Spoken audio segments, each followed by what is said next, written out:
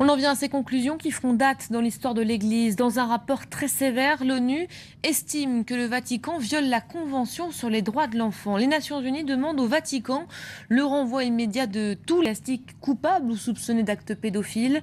Le Saint-Siège a pris acte de ces observations mais accuse l'ONU de déformer les faits. Florence Tomaso. C'est un passé que le Vatican aimerait oublier. Les affaires de pédophilie qui ont éclaboussé l'Église sont une nouvelle fois sous les projecteurs. Le Comité pour les droits de l'enfant réuni à Genève accuse encore l'Église d'avoir fermé les yeux sur les abus commis par des prêtres sur des dizaines de milliers d'enfants dans le monde. Ce comité dépendant de l'ONU estime que les auteurs de ces violences doivent être reconnus responsables. Le comité conclut que le Saint-Siège a adopté des politiques et des pratiques qui ont conduit à la poursuite de ces abus et à l'impunité des auteurs.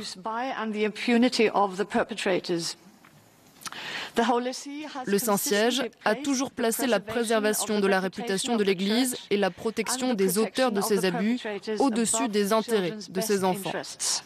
Dès le début de son pontificat, Benoît XVI avait pris acte de ces révélations et demandé pardon avant d'enclencher des procédures.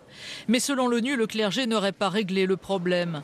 Il aurait juste déplacé les responsables de ces abus dans d'autres paroisses, augmentant ainsi le nombre de victimes potentielles d'abus sexuels. Une pratique qui, soi-disant associée à une loi du silence, a empêché les victimes d'être entendues par les autorités. L'ONU demande au Vatican de déférer devant la justice toute personne suspectée d'abus sexuels au sein de l'Église. Le Saint-Siège déclare prendre acte de ces observations. L'année dernière, le pape François a mis en place un groupe de travail pour enquêter sur la maltraitance des enfants au sein du clergé.